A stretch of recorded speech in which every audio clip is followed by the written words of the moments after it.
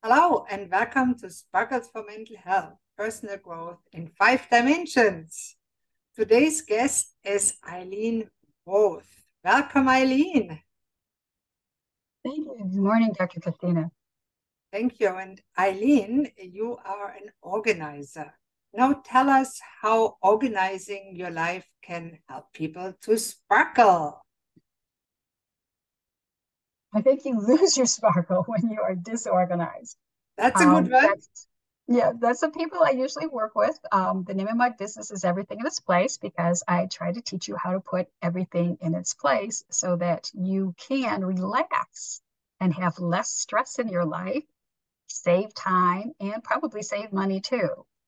And definitely save your brain health. Brain health, mental health, that's my passion. So many people say that hoarding or the extreme disorganization state is a mental illness. Now, what about people that are just disorganized? What can they do? Okay. Um, Many people are disorganized, and I think part of the reason is in today's society, people are always buying things. You are bombarded by ads everywhere. You need this, get that. Oh, you need this latest thing. Oh, this is better than it was. So whether it's a machine or it's clothes or it's even food, just because you see an ad doesn't mean that you need it or should use it. So one of the first questions you want to ask yourself is, do I need this? Am I going to use it before you buy it? Do I have enough tops in my closet? Do I have too many? Do I have a bunch that I would consider cleaning clothes or, I would never put this on for anyone to see me in it. And if that's the case, then you really want to dispose of it.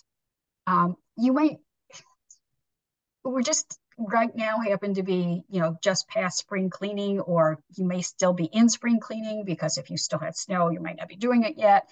So it's a good time to take a look around your house. And I recommend you start with just one room. Do not try to do the whole house in one day. It won't happen. I guarantee it, unless you have very little clutter. So when you get rid of clutter, let me put it this way. When you look into your house, do you really feel like you enjoy it? If you're not enjoying your house, your home, your family, if things are hectic, if you see messes scattered all over the place when you walk in the door to your own house, then you're affecting your mind because your brain is going, oh, you got to do this. It's reminding you that you need to do this. Or it's saying, why are you living in this mess? Why do you have a problem functioning because you look at things and go, oh, I'm going to do it later. And you constantly keep putting it off and putting it off and procrastinating. And so every day it says to you something like, I'm sitting here. When are you going to get rid of me? Putting my papers from one side on the others and adding a few to it. I always have a stack of papers somewhere laying around. So I Yeah. probably would qualify as disorganized that way. Christina, you need to set up a file system, one of my specialties. Chrissy. Um, so you don't have to be a hoarder to cause some brain problems in the sense of just extra stress in your day, just extra frustration. You can't find it when you want it. Like all of a sudden you need it. Like, where did I put it? Well, got this pile together and you just shifted it over there, whether it's clothes or papers or the tickets to the theater that you wanted to go to. It's like you have to establish a place for everything, which is why I named my company Everything in Its Place. You need to decide that it has a home, and where am I going to find it? So certain things like the mail is one of the biggest distractions. People open the mail and then they just leave it there. It sits on the kitchen counter, opened or unopened. I had a client, we were going through the papers on his desk and he found a check that he never cashed because it was still buried in a pile. Wow, I wish that would happen to me. I did try to do a hoarder once. Unfortunately, her son hired me and he didn't live in the state. And I went to her house and I think he told his mom that I was coming, but she wouldn't even let me in the door. And I could see just from the 2 inches of the door that there was just tons of stuff there. And And that's a hoarding person, and someone really needs to step in more than me because they need some extra help to allow me to come in type thing. But most people, it's not a question of hoarding. The only thing that they're usually hoarding is memories. That is a big thing. They save every card they got from the holidays. They save every card from Mother's Day, from their birthdays. If you really want to save some cards, pick out the one or two from that one person that you want to save, and that's it, and limit it. But really, unless it was really a special message in there, you don't need all those cards. Mm. And memories are even harder. I understand that. Like, you want to remember this person, but how much can you save? A lot of it you can take a picture with your camera and put it in your photos, and then you can save that. We just did a major birthday party for my husband. And I got to tell you, even going through our photos and picking out just the ones I wanted to put into a slideshow was a 4 or 5 day project because I started out with like 500 pictures. I go, this is crazy. No one's going to want to sit there for 500 pictures. And it's like, those are our memories, though, is the pictures more than anything physical or tangible. I mean, there's a few things you might get from a vacation or trip that remind you of the trip, but really it's the pictures and what you did. It's the memories that are in your head that you enjoy. It's not all these physical things that you need to keep. I love that attitude because really it's the memories that we want. And some people forget to enjoy the moment because they're so focused. Oh, I have to take a picture of that. No, Yes, when there's a beautiful sunset, it's the time to enjoy the sunset, not necessarily to take a picture for the afterworld. right. And the same thing when your folks, your parents pass away and the house has to be emptied. Don't go taking it all into your house. That was their house. They lived in it. It's not your stuff, and it's not going to even go in your house, probably. The furniture's probably different. And what it does is add clutter to your house. So That's a that good. affects your mind too, because now you've got the stuff and you're going, oh, well, that was my mom's. I can't get rid of it. Well, yes, you can. It was your mom's, and she's not here, and you have your life and your stuff.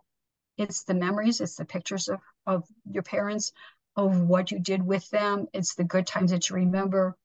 Take a picture of the house if you want before you sell it.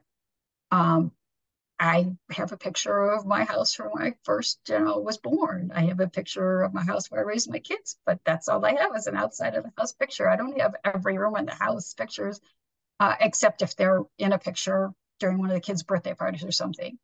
Those are the memories. We hold on to so much stuff. And I don't know where this concept came from. I know people want to buy it, but you go on a trip and you go, I've got to have a souvenir. Do you really?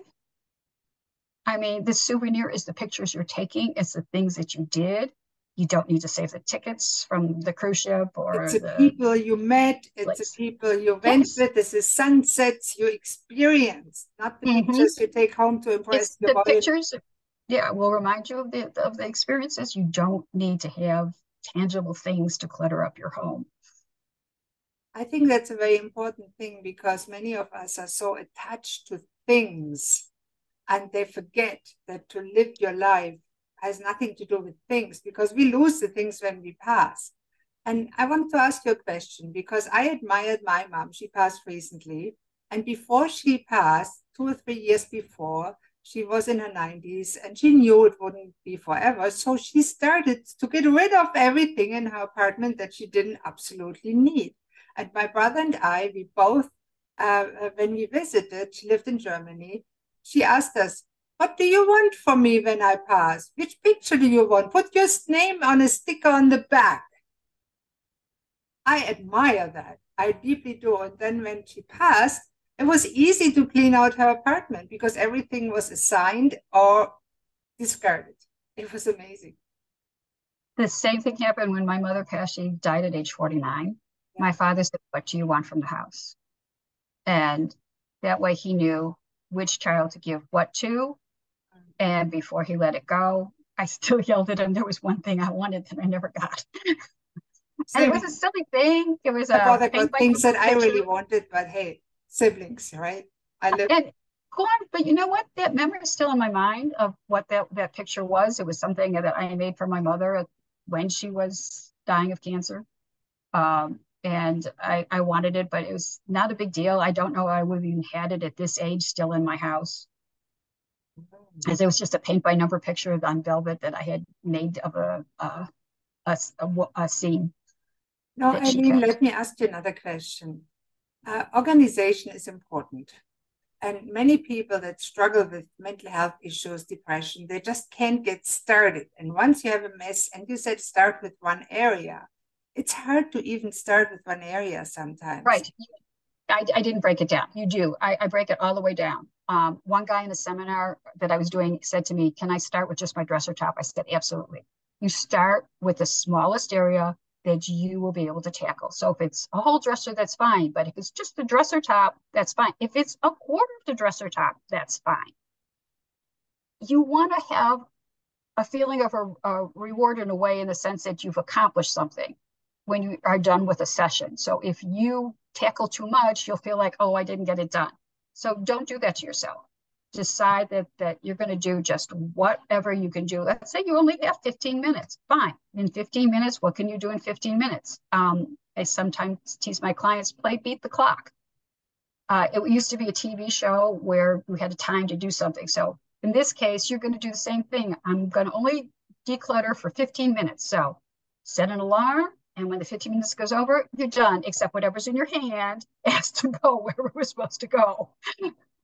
That's a great tip. And what do you do when you're done with the 15 minutes? You celebrate. That's the most important thing. Right. Because yes, it helps the brain, the reward system. Hey, I achieved something. And then it's more likely that you want to repeat it. Right. So you can give yourself a quick reward. It can be anything from a piece of candy or a cookie, which I know I'm telling you that you're going to get. You might not Get up be and do on the your victory list. dance. It could be just I a victory did it. dance. Power move. Yes, anything that will make you feel good about what you just did. And then just schedule it for the next day, another 15 minutes, or maybe you can do it even like twice a day, 15 minutes in the morning and 15 minutes in the evening, or something like that. Figure out a schedule that works for you, but don't try to lay the whole house. I'm going to do the whole house this weekend. It's not going to happen. That's true. And you also have to sometimes schedule based on the season, because if you want to clean out your garage, you don't want to do it in winter because it's too cold to open the door and have any air coming in and stuffy. So you probably want to do that in the spring or the early fall, because sometimes, well, depending where you live, my summer here is 120 degrees in Scottsdale, so I'm not doing anything in the summer. Scottsdale is nice. Love Arizona. Yes. So, that's some of the things that you can do. And also, if you set a schedule, try to keep it. Yes, you can miss a day. Don't berate yourself for missing it. See, so you missed a day because you can't always make a schedule and say, I'm always going to do this like Monday, Wednesday, and Friday. And it doesn't happen because on Wednesday you suddenly have something like being not even home to do anything with your house. You're out or you're working Monday to Friday. So you do only have weekends. So then now you're going to only do it like in an evening, or you're doing it on the weekend. And what I found was very helpful for me sometimes, just to ask for help, to ask my husband, hey, can you help me clean that office out? I hate the looks. Or my neighbor, she's very organized. I said, can you help me with the paper stuff? And she said to me, what do you need all those papers for? That's sometimes all you need, somebody that is very organized like yourself to help actually do the thing. So tell the listeners, if they are saying, well, I need to organize my house, but I really have nobody that is so organized that I can ask for help. How can they reach you? They can reach me on my website. It's everything in its place, but it's .net. Someone beat me to .com. It's one of those junk magazines. So it is everything in its place .net, which is the name of my company. And again, my name is Eileen Roth. And also you can find me on various social media. I'm on almost everything. Not super active, but I am on LinkedIn. I'm at Eileen Roth. And on Twitter, I'm at Eileen Roth. And on YouTube, it is also Eileen Roth. But Instagram and Pinterest is Eileen Roth Organizer. I added a word because my name is popular. It By the way, is. Eileen is spelled with an E. It's Eileen because Eileen is spelled several different ways.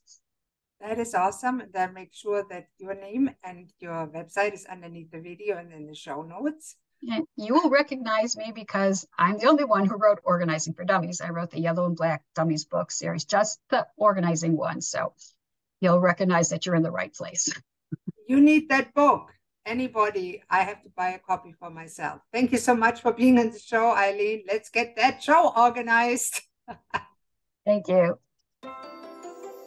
When you combine modern science, ancient wisdom, nature experience, and love, magic happens. I'm Dr. Christine Sauer, physician, naturopath, coach, human. It feels like magic to my clients when their lives are transformed through the skills combination of natural and human sciences, ancient philosophies, and caring human-to-human interaction. Discover this kind of modern wizardry and let's prepare powerful healing potions together. Come and enter our wonderful world of wellness.